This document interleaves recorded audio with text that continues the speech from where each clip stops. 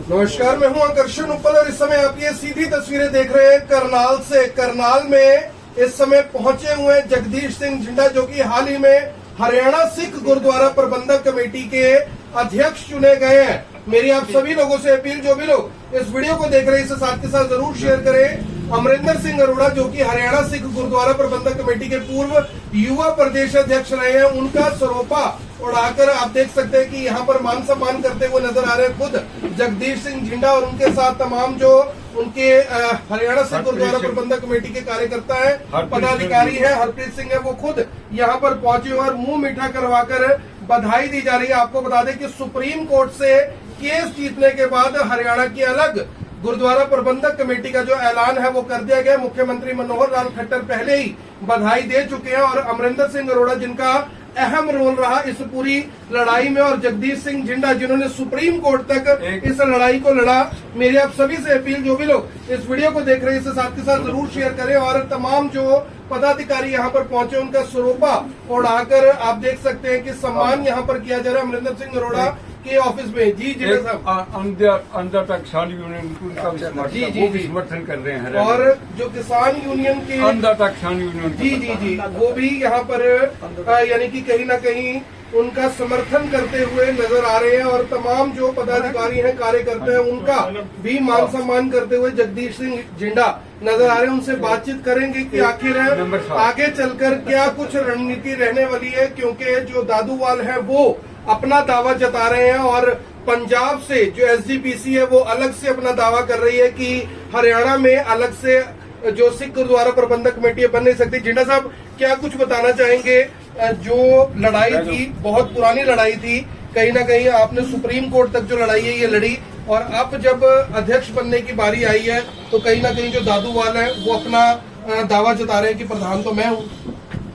ऐसा पहले तो मैं सभी प्रेस भाइयों का और जो मेंबर्स हमारे सरकारी और मेंबर साहबान और मेरे साथी जो हरियाणा कमेटी से जुड़े हैं उनका धन्यवाद करता हूं।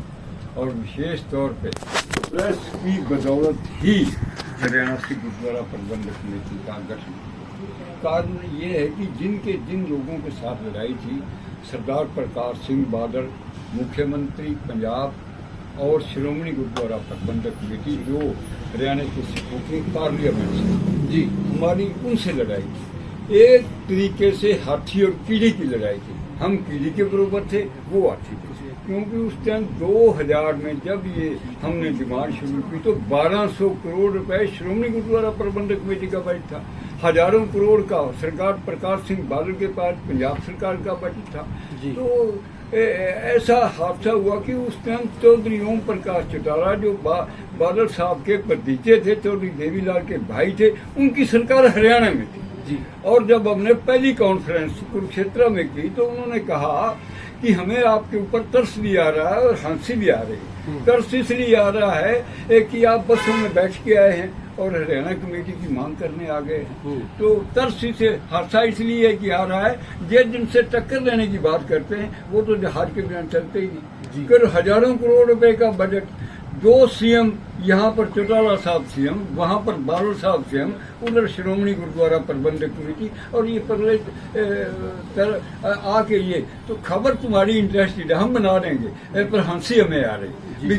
मैंने कहा जी हमारी एक ही बात है, लड़ाई ये हाथी और कीड़ी की आपने बिल्कुल दुरुस्त का, हमारी उनका मुकाबला जी। तो कीड़ी एक ऐसा छोटा जानवर है, हाथी उसके ऊपर निकल जाए तो हाथी को पता लगता मेरे पाँव में नीचे आया कि नहीं आया, मगर वही कीड़ी यदि उड़कर हाथी की सूंड पर बैठ जाए तो हाथी की दराशे हो जाता है। हमें पूर्ण विश्वास है 3 यदि संस्थाएं हमारे साथ जुड़ी तो ये कीड़ी उड़ेगी और हाथी की सूंड पर। वो कह लगी 3 कौन सी? मैंने पहली हरियाणा की सिख संगत जनता, हरियाणा के सभी लोग, दूसरी प्रेस मीडिया के लोग, और तीसरा हमारा विश्वास और हमारी शक्ति। यदि हम अपना विश्वास ना खोया, अपने कॉन्फिडेंस से लड़ाई लड़ी, मीडिया हमारे साथ आ गई, संगत हमारे साथ आ गई, तो ये कीड़ी उड़ेगी, हाथी की सूंड पर बैठेगी और हाथी दराशाई। जिन्ना साहब, सुप्रीम कोर्ट तक आपने लड़ाई लड़ी, जब बात हमारे यानी जो एसजीपीसी है उसकी हक में जब फैसला आया तो लोगों ने अपने अपने दावे जताने शुरू कर दिए कि प्रधान तो हम बनेंगे। ऐसा है सर, जब कोई पार्टी की नई सरकार आती है, ये पार्टियों का सिस्टम, जब पार्टी की जीत के आ जाती है तो पार्टियों में हर का अधिकार बनता है, राइट बनता है, पर डेमोक्रेसी अख्तियार है, हर को अपना दावा जताना चाहिए। अच्छी बात है, जताना चाहिए, जताना भी चाहिए और लोग जताते भी रहे हैं। मगर आखिरकार होता क्या है डेमोक्रेसी तरीके में, एक उन सभी पार्टी के मेंबरों की मीटिंग होती है और वो अपना नेता चुनना है, उस नेता को इसी बनाया जाता है। साहब, जो पंजाब की एसजीपीसी है वो लगातार यानी कि चुनौती दे रही है कि ये गलती ना करे सरकार, बीजेपी सरकार को भी चुनौती दे रही है, आप लोगों को भी चुनौती दे रहे हैं कि गुरुद्वारों का जो प्रबंधन है वो आप अपने हाथ में लेने की गलती ना करें। अभी हमारे पास रिव्यू पिटीशन का टाइम है, उससे पहले इस तरह की गलती ना करें। इसको किस तरह से देखते हैं? क्या ये लड़ाई सचमुच सिर्फ पैसे को लेकर है या असल में वो सेवा करने के लिए सब कुछ कर रहे हैं? ऐसा जी, पहली बात जो रिव्यू पिटीशन की बात कर रहे हैं, ये उनका हक है, ये डेमोक्रेसी में हक है, वो रिव्यू पिटीशन डाल सकते हैं।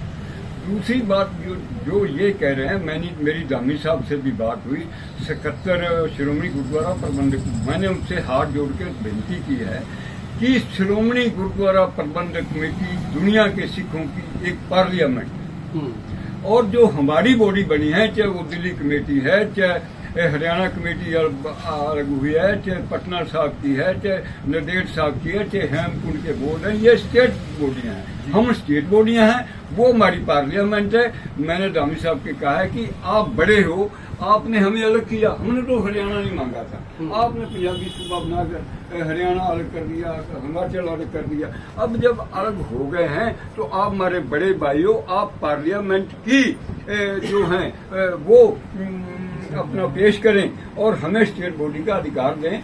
मैं दामी साहब आपके अब रिक्वेस्ट करता हूं कि जब चार्ज संभालने की बात हो तो हम आपको भी इनवाइट करेंगे, अकाल तख्त साहब के जहेदार को भी इनवाइट करेंगे और सभी को इनवाइट कर हम आपको बड़ा भाई मानकर, सुप्रीम पावर मानकर, आपको सिखों के प्रधानमंत्री मानकर आप हमें चाहिए एक बहुत बड़े मैसेज आएगा। मैं आज भी विनती आपके थ्रू कर रहा हूँ, वो हमारे बड़े भाई हैं, मान सत्कार करते हैं, इज्जत करते हैं। और तामिर साहब भी कहने लगे चिंदा साहब, मैंने और एसजीपीसी के मेंबर आपा इकट्ठे रहे 2004 और लेकर 7 तक 11 तक, पर हमारा अधिकार बनता है कि हम रिप्यूटेशन डालें, कानूनी लड़ाई लड़े हैं। मैं कहा सर लड़ो, पर पैसे खराब करने की कोई लोड़ नहीं। अब रिप्यूटेशन का कोई, सुप्रीम कोर्ट ने फैसला किया है, उसी सुप्रीम कोर्ट में रिप्यूटेशन डालोगे तो पैसा करोड़ रुपए खाम का खर्च करोगे, लोगों में तमाशा बनेगा। अच्छा यही है कि माननीय सुप्रीम कोर्ट ने जो हमें अधिकार दिया है उसको आप लागू करवाएं की बात करो। जो अमरिंदर सिंह अरोड़ा है उनका क्या आप मानते हैं रोल, आपको प्रधान बनवाने की बात हो, चाहे बात हो इस लड़ाई को लड़ने की, क्या रोल मानते हैं? युवा प्रदेश अध्यक्ष भी रहे एचएसजीपीसी के। ऐसा है जी, अमरिंदर सिंह मेरा चाहे बेटा समझ लो चाहे छोटा भाई समझ जी।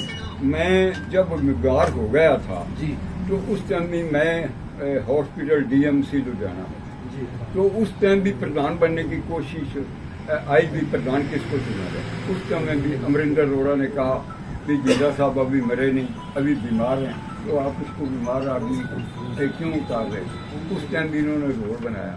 एक बार ऐसी और भी इस बार भी यानी इस बार भी जो 33 मेंबर थे, जब हमारी पार्टी की अपनी मीटिंग हुई, 33 मेंबर इकट्ठे हुए, तो उस टाइम भी 33 मेंबरों ने अरोड़ा साहब को अधिकार दे दिया कि अरोड़ा साहब आप जिसको अच्छा समझते हो उसको चुन लो। अरोड़ा साहब ने जब मुझे कहा तो मैंने इनको हाथ जोड़कर कहा कि मैं बीमार आदमी हूँ, ऐसा करो, शायद काम ना कर पाऊँ, वो मेरे में शक्ति नहीं है, तो ऐसा करो कि आप ही प्रधान बन जाओ, आप ही युवा। जिन्होंने कहा कि आपका तजर्बा है, आपकी कुर्बानी है, आपकी कुर्बानी को हम भूल नहीं सकते, मैं अभी बच्चा हूँ, मुझे आप ना सौंपो, हमने आपसे सीखना है, तो हम तो आपको ही बनाएंगे। मैंने फिर जब सभी मेंबर जो हाजिर थे उन्होंने कहा नहीं जिंदा साहब, गुरु गोविंद सिंह ने सिखों की आपको वोट मोड़ी थी, 5 सिखों की, उन्होंने बात मानी थी, आपको बात माननी पड़ेगी, आपकी कुर्बानी को देखते हुए, आपकी लियाकत को देखते हुए हमने आपको ही प्रधान बनाया। मुझे मजबूर होके इन्होंने किया। जो सवाल कर रहे हैं मैं उस बारे में क्या आगे चलकर क्या जिम्मेवारी अरोड़ा साहब को कुछ मिलने वाली है, ऐसा कुछ है? और क्या रणनीति रहेगी? आप कह रहे हैं कि आगे चलकर फिर से बैठक होने वाली है? हाँ जी, ऐसा जी, हमने 1 तारीख की जनरल उसकी मीटिंग कुरुक्षेत्र में बुला ली है, जी। मेंबर साहबान सभी, सारा हमारा जनरल हाउस जिस तरह सहमति होगी मेंबरों में, जैसे मेंबरों ने मुझे चुना है वैसे ही सभी मेंबर डेमोक्रेसी तरीके से जी जो रोड़ा साहब की ड्यूटी लगाएंगे, मैं कहे इनसे बेनती कर रहा हूँ कि जो आपकी ड्यूटी लगे उसको स्वीकार करना है। आपका बहुत बड़ा रोल रहा है, आप मेरे युवा के प्रधान भी हो, युवा हो, और मुझे आपके साथ की जरूरत है। जो ड्यूटी आपकी लगे पर लगानी मेंबरों ने।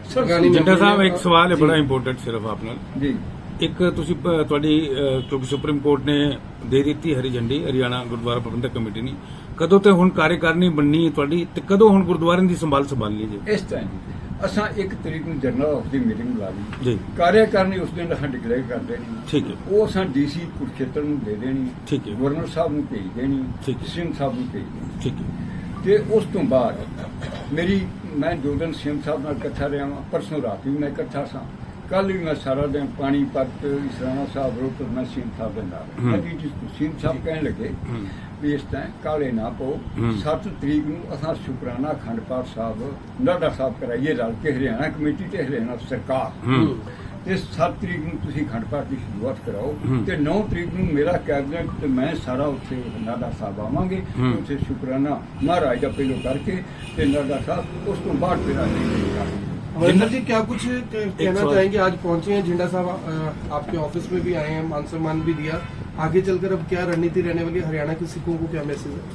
ਸਭ ਤੋਂ ਪਹਿਲਾਂ ਤੇ ਇੱਥੇ ਪਹੁੰਚਣ ਤੇ ਪੱਤਰਕਾਰਾਂ ਦਾ ਮੈਂ ਧੰਨਵਾਦ ਕਰਨਾ ਸਾਰੇ ਵੀਰਾਂ ਦਾ, ਔਰ ਝੀਂਡਾ ਸਾਹਿਬ ਦਾ ਵਿਸ਼ੇਸ਼ ਤੌਰ ਤੇ ਮੈਂ ਧੰਨਵਾਦ ਕਰਨਾ ਵੀ ਇੱਥੇ ਪਹੁੰਚੇ ਨੇ ਉਹ।